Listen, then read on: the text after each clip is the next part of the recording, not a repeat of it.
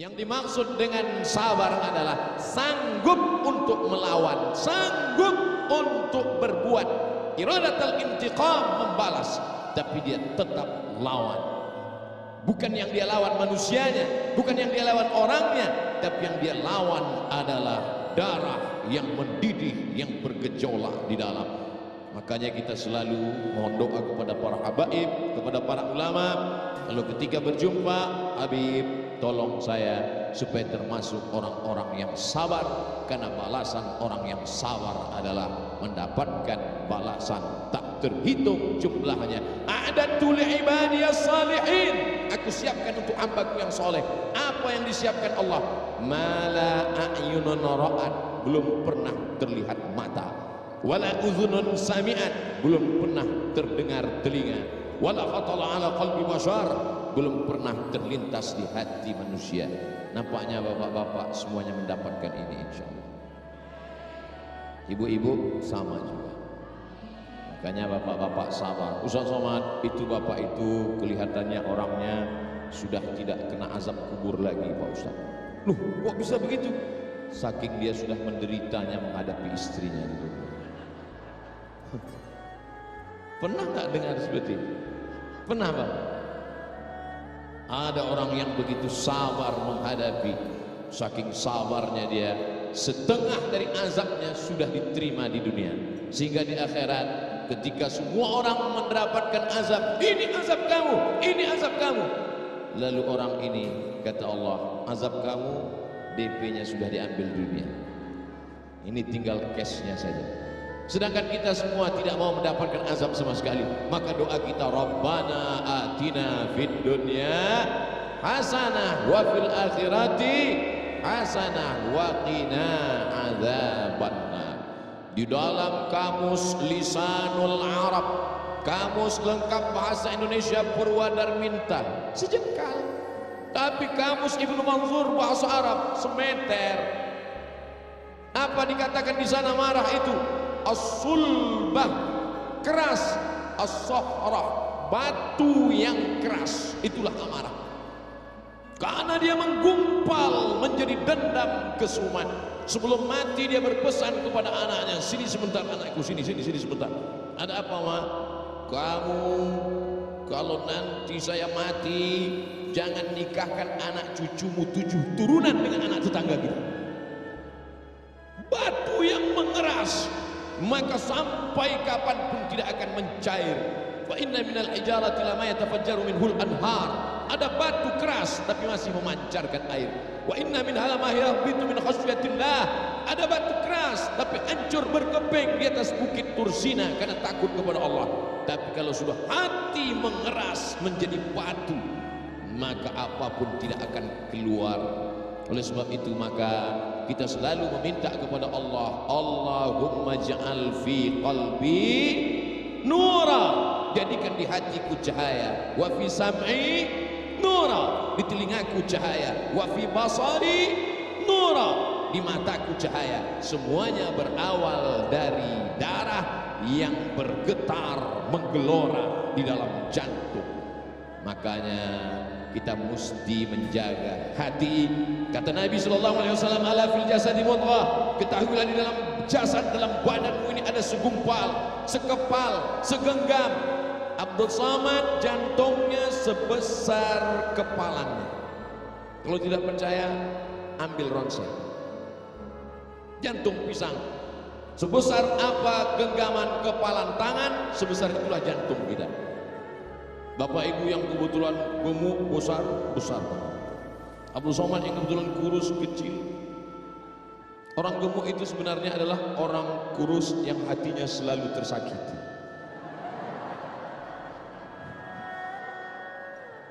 Jadi kalau segumpal ini sudah hancur berkeping, digelorakan oleh setan, darah di dalam itu dibuatnya menjadi mendidih, maka kata Nabi SAW, innaha jamratun minan nar, sesungguhnya ada satu batu kerikil dari api neraka, tuqidu fi qalbi, yang dinyalakan di dalam hati seorang hamba. Alam tarau, apakah kamu tidak pernah melihat humrata ainaihi, kalau sudah dinyalakan di dalam hati kerikil neraka, maka kamu akan melihat cahaya merahnya sampai ke kelopak mata.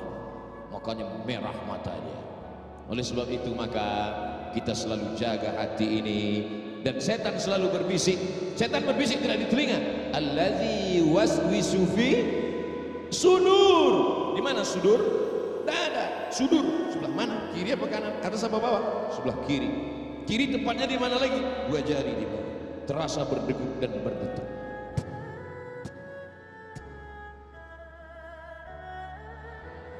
Kalau mikrofon yang mahal biasanya kering. Iya. Oleh sebab itu maka ini harus kita jaga senantiasa. Dengan apa menjaganya? Ala bizikrillah. Dengan banyak-banyak berzikir mengingat Allah, tatmainnul qulub. Yang bergojak tadi, yang menyala tadi, yang mendidih tadi, kalau kita mau tenangkan, bagaimana cara menenangkannya? Zikir, zikir, zikir. Kalau ada yang terkena musibah, meninggal anaknya, terbakar rumahnya, apakah dia marah kepada Allah? Tidak. Dia sabar. Kalau ada di antara ibu yang suaminya dilarikan orang, tetap disitulah baru kelihatan bahwa yang namanya marah itu bukan dihilangkan dari diri manusia, tapi tempatkanlah marah pada tempatnya. Apa itu Ustaz ceramah kok marah-marah? Itu bukan pewaris Nabi. Nabi itu gak pernah marah. Coba lihat ketika Nabi dilempar pakai batu, basah tapak kakinya kena darah, terompah kayu sendalnya habis berdarah. Marahkah Nabi? Tidak. Datang malakul jibal, malaikat jibal, bukit segala bukit. Hai Muhammad sallallahu alaihi wasallam, tunjukkan padaku mana bukit yang paling besar di atas muka bumi ini, akan aku timpakan ke atas negeri Taif, rata mereka semua dengan tanah. Sebelum kita dengar jawaban Nabi SAW, andai yang datang itu malaikat kepada Abu Somad. Hai Abu Somad, tunjukkan mana. Belum lagi selesai malaikat langsung saya potong ngomongnya. Itu Gunung Bromo, itu Gunung Kidul, itu Gunung Merapi. Ratakan mereka dengan tanah. Jangan sisakan satu. Itu makanya tidak ada Nabi bernama Nabi Abu Somad. Karena tidak lulus fit and proper test. Apa kata bumi? Wahai Muhammad sallallahu alaihi wasallam, kalau sampai darahmu menetes kena ke bumi, aku telan penduduk Taif itu rata sama rumah-rumahnya, aku telan. Apa yang dilakukan Nabi SAW? Nabi menyapu, mengusap supaya darah tidak menetes ke bawah. Andai malaikat berkata, bumi berkata, tanah berkata kepada Abu Somad, Abu Somad, andai menetes darahmu ke tanah, langsung saya gesekkan ke tanah.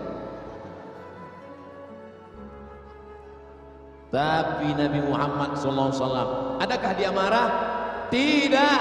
Adakah darahnya sempat menetes ke tanah? Tidak.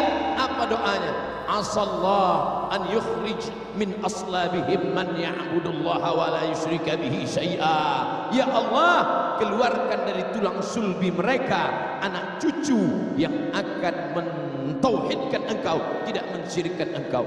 Bumi yang melempari Nabi itu sekarang 100% menjadi negeri Islam. Itulah dia negeri Taif, 91 km dari kota Makkah Al-Mukarramah. Pergilah bersama rombongan umroh kalau iklan. Artinya apa?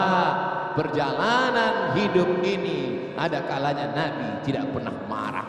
Ketika pada perang Uhud, sahabat mengelilingi baginda Nabi Muhammad sallallahu alaihi wasallam. Satu sahabat meminta, ya Rasulullah, berdoalah, mintalah kepada Allah. Setiap Nabi ada doa mustajab. Mohonlah kepada Allah supaya kalau engkau berdoa kepada Allah, maka seluruh orang kafir Quraisy ini akan mati.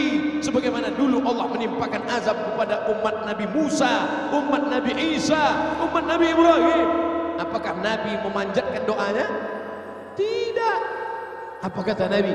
Aku simpan doa mustajab itu syafaatan li ummati yaumal qiyamah, untuk syafaatku, untuk umatku, sebagai syafaat nanti di akhir zaman. 1441 tahun yang lalu dia sudah memikirkan kita. Dia tidak marah, dia tidak pernah mengamuk, dia tidak pernah berteriak. Kenapa Abdul Somad kalau ceramah teriak-teriak? Karena Abdul Somad ceramah jam ini suasana genting.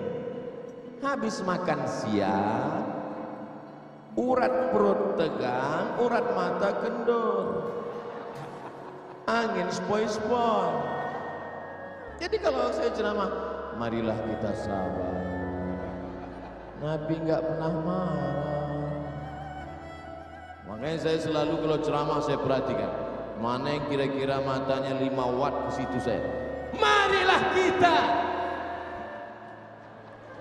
Supaya apa? Supaya kita pandai menempatkan kapan kita bersuara lembut dan kapan kita bersuara keras. Bukan berarti orang suaranya keras itu hatinya keras. Selembut sutra, smooth as silk, lembut seperti sutra. Kalau kau tak percaya, belalah dada, kan kau dapati lafaz Allah di sana. Saudara yang dimuliakan Allah Subhanahu wa taala, itu tuh Nabi enggak pernah marah, Nabi enggak pernah ngamuk. Kenapa kamu marah? Kenapa kamu ngamuk? Kamu kenapa enggak meriwayatkan hadis Nabi yang sedang marah? 1 bulan Nabi berdoa, Allahumma al'an bani Ra'il, Allahumma al'an bani Zakwan, Allahumma al'an Usayyah, laknat bani Ra'il, laknat Usayyah, laknat Zakwan. Kenapa? Karena mereka membunuh 70 dai yang dikirim oleh Rasulullah sallallahu alaihi wasallam. Kunut subuh, kunut zuhur, kunut asar, kunut Jumat, laknat, laknat, laknat. Qanata Rasulullah sallallahu alaihi wasallam syahran, thumma tarakahu. Setelah sebulan Nabi tidak berkunut lagi. Apa kata Abdurrahman ibnu Mahdi? Makna thumma qanata tarakahu, tarakahu. Nabi meninggalkan, bukan kunutnya yang dia tinggalkan, yang dia tinggalkan laknatnya, sedangkan kunutnya berlanjut sampai meninggal Nabi Muhammad sallallahu alaihi. Pernahkah Abdul Somad dalam doa kunutnya melaknat? Enggak pernah. Allahumma hadina fi man hadait, amin, wa afina fi man afait, amin, wa tawallana fi man tawallait, amin, wa barik lana fi ma a'tait, amin, wa qina bi rahmatika syarra ma qadait, amin. Sisanya pujian kepada Allah. Fa innaka taqdi wa la yaqda 'alaik wa innahu la yadhillu man walayt wa la ya'izzu man 'adait tabarakta rabbana wa ta'ala falakal hamdu 'ala ma qadait nastaghfiruka wa natubu ilaik. Bagi yang hafal, yang enggak hafal gerak-gerak kerayu dulu. Bagaimana kalau Abdul Somad kunut subuh, kunut zuhur, kunut asar berdoa Allahumma an Israel, Allahumma an, pokoknya laknatlah semua yang menzalimi, yang menganiaya, yang mengkriminalisasi ulama, yang menyudutkan orang-orang soleh, laknat. Kira-kira kalau kita baca doa kunut subuh, kunut zuhur, kunut asar, kunut maghrib, kunut isya, apa kata orang? Itu imam radikal. Padahal kita sedang marah. Kalau agamamu dihina, ulamamu dilecehkan, kau tidak marah, maka gantilah bajumu dengan kain kafan.